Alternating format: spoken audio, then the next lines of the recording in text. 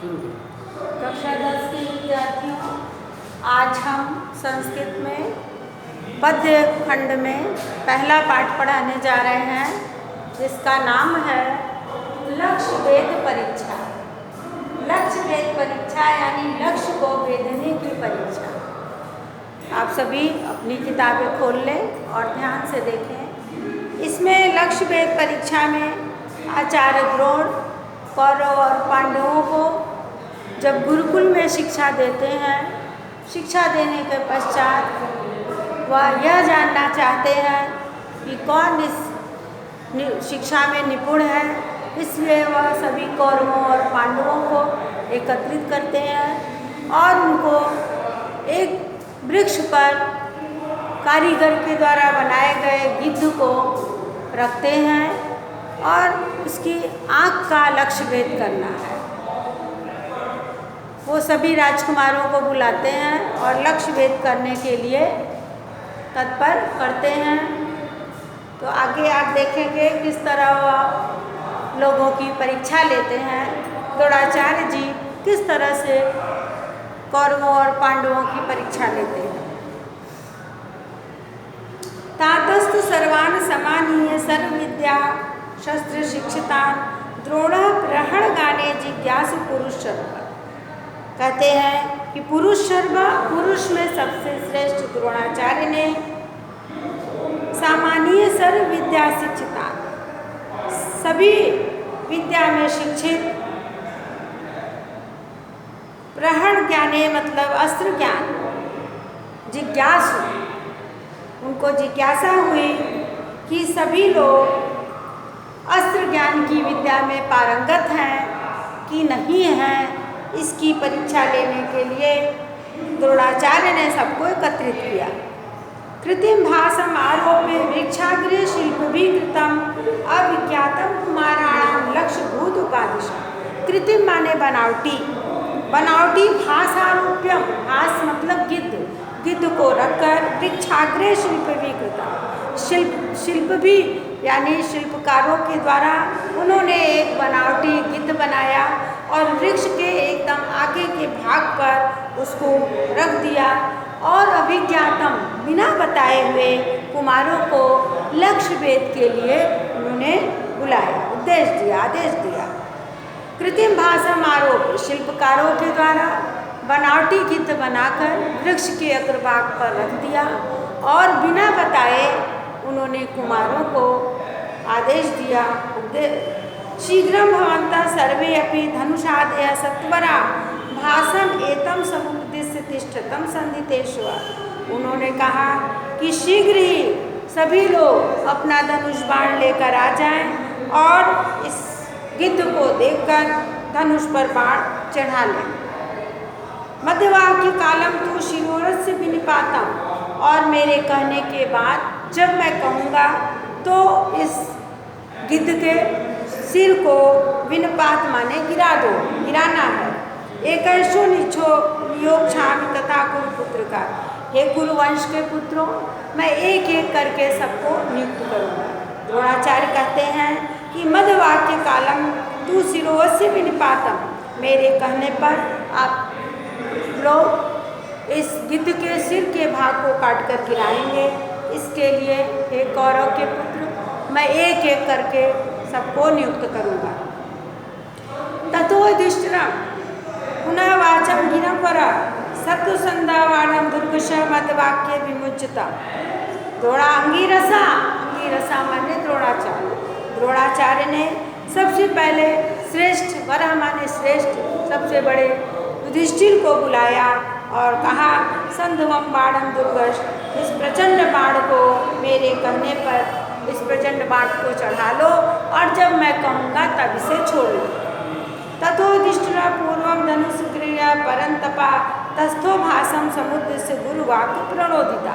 परंतपा शत्रुओं को पीड़ा पहुँचाने वाले धनुर्धारी युधिष्ठिर ने धनुष को धारण कर लिया। शत्रुओं को पीड़ा पहुँचाने वाले युधिष्ठिर ने धनुष को ग्रहण किया और भास को देखते हुए उन्होंने उसको लक्ष्य बनाकर वो खड़े हो गए और गुरु के वाक्य का गुरु के वाक्य से प्रेरित होकर उन्होंने लक्ष्य साध लिया। तत्वविदं तान्वा द्रोणाचार्य कुरु द्रोणस्तं कुरु नंदनम।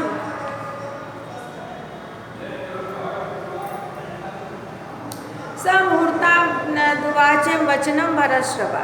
उन्होंने भरत वंश में श्रेष्ठ युधिष्ठिर से धनुष तानते हुए, धनुष को उठाते हुए द्रोणाचार्य ने कुरुनंदनम युधिष्ठिर को मुहूर्तम वाचम थोड़ी देर बाद कहा कि पश्यन्नम तुम धुमाकस्तम भासम नवरात्मजा पश्येतम आचार्यम प्रत्युवाच युधिष्ठिर से उन्होंने कहा, हे नवरात्मज यानी हे राजकुमार, तुम धुमाग्रस्तम पेड़ के अग्रभाग पर रखे हुए गिद्ध को देख रहे हो। उन्होंने कहा, युधिष्ठिर ने कहा, हाँ आचार्य, मैं वृक्ष पर रखे हुए गिद्ध को देख रहा हूँ। स मुहूर्तमिदं पुनः द्रोणम प्रत्यभाषण। इसके पश्चात द्रोणाचार्य ने पुनः युधिष्ठिर से पूछा कि अथ वृक्षा में उमा वा भात्रे वापि प्रपश्यत। तुम वृक्ष को देख रहे हो, मुझे देख रहे हो और अपने भाइयों को देख रहे हो। तमुवाच कौन्ते पश्यानेकं वनस्पतिं भवन्तं च तान् भातृर्भासं चेति पुनः पुनः। इसके पश्चात युधिष्ठिर कहते हैं कि हाँ, मैं वनस्पति वृक्ष को देख रहा हूँ और मैं आपको देख रहा हूँ और अपने भाइयों को भी देख रहा हूँ। बार बार इस प्रकार पूछने पर युधिष्ठिर यही बोलते हैं कि मैं वृक्ष को देख रहा हूँ, मैं गिद्ध को देख रहा हूँ, मैं वृक्ष को देख रहा हूँ, मैं आपको देख रहा हूँ और भाइयों को भी देख रहा हूँ। तम उवाच असर्पेत द्रोणाप्रीतमनायुः न इच्छं त्वया वेद्धुं लक्ष्येत कुत्सः। इसके पश्चात बार बार ऐसा सुनने पर द्रोणाचार्य जो है बड़े ही प्रसन्न होते हैं और अब सारे सर्पेत माने युधिष्ठिर को फटकारते हुए कहते हैं कि तुम यहाँ से हटो, तुम लक्ष्य भेद करने में कुशल नहीं हो। ततो दुर्योधनादि धाति राष्ट्रन महायशा तेनैव क्रम योगेन जिज्ञासु परिपृच्छत। इसके पश्चात दुर्योधन इत्यादि लोगों महायशस्वी दुर्योधन इत्यादि को क्रम से उन्होंने बुलाया, जिज्ञासु माने जानने की इच्छा से पूछा। अन्याश्च शिष्यान् भीमादीन रागदेशाजान तथा च सर्वे तत्सर्वं पश्यामि दुःखिता। इसके पश्चात उन्होंने भीम इत्यादि और अन्य राजाओं को भी बुलाया, लेकिन सब ने वही उत्तर दिया कि मैं वृक्ष को देख रहा हूँ, मैं आपको देख रहा हूँ, मैं सभी भाइयों को देख रहा हूँ। इससे जो है द्रोणाचार्य बहुत ही कुत्सिता माने बहुत ही कुत्सित होते हैं, बहुत ही नाराज हो जाते हैं। जब द्रोणाचार्य ने देखा कि कोई भी लक्ष्य भेद परीक्षा में सफल नहीं होने वाला है, तब उन्होंने अर्जुन धनंजय यानी अर्जुन को स्मयो भाषण तदिनी प्रहत लक्ष्यम विलोक्यताम मुस्कुराते हुए उन्होंने अर्जुन से कहा कि तुम लक्ष्य भेद करने के लिए यहाँ आओ। एवं मुक्त सभ्यसाची मंडलीकृत कामुक तस्थो भाषम समुद्देश्य गुरु वाक्य प्रबोधिता। गुरु के वाक्य से प्रेरित होकर सभ्यसाची कहते हैं अर्जुन को, गुरु के वाक्य से प्रेरित होकर अर्जुन ने अपने धनुष को मंडलाकृत किया, यानी धनुष पर बाण चढ़ाकर भास को यानी उस गिद्ध को निशाना साध कर खड़े हो गए। मुहूर्तमिदं तम द्रोणाचार्यस्य संभाषण पश्येनम स्थित भाषम ध्रुवम ममापि न अर्जुन। फिर पुनः द्रोणाचार्य ने अर्जुन से पूछा कि तुम किसको भास को देख रहे हो, वृक्ष को देख रहे हो या मुझे देख रहे हो। पश्यन्नेकं भासमिति द्रोणम पार्थो अभाषण न तु वृक्षम भवन्तं वा पश्याम च भारत। लेकिन अर्जुन ने कहा कि द्रोणाचार्य से कहा कि मैं केवल वृक्ष को देख रहा हूँ और मैं किसी को नहीं देख रहा हूँ।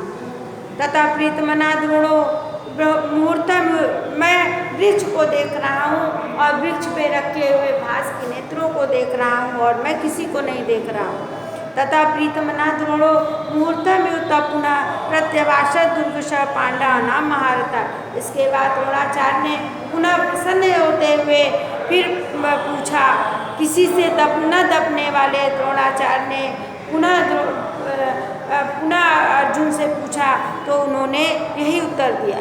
भाषम पश्यते देव ततः ब्रूहि पुनर्वचा शिरः पश्यामि भाषस्य न गात्रम यदि सोवधि। जब अर्जुन पुनः द्रोणाचार्य के पूछे जाने पर जब अर्जुन ने कहा कि मैं केवल घास को देख रहा हूँ, केवल मैं गिद्ध को देख रहा हूँ और गिद्ध की नेत्रों को देख रहा हूँ, मैं उसके शरीर को भी नहीं देख रहा हूँ। अर्जुन एव मुक्तम द्रोणो हर्ष तनुरुहा मुंचे एव पार्थम च मोथ विचार्यम। ऐसे वाक्यों को सुनकर द्रोणाचार्य का रोम रोम हर्षित हो गया और उन्होंने अर्जुन से कहा कि हे पार्थ अर्जुन को कहते हैं, हे अर्जुन तुम तुरंत इस बाण को छोड़ो।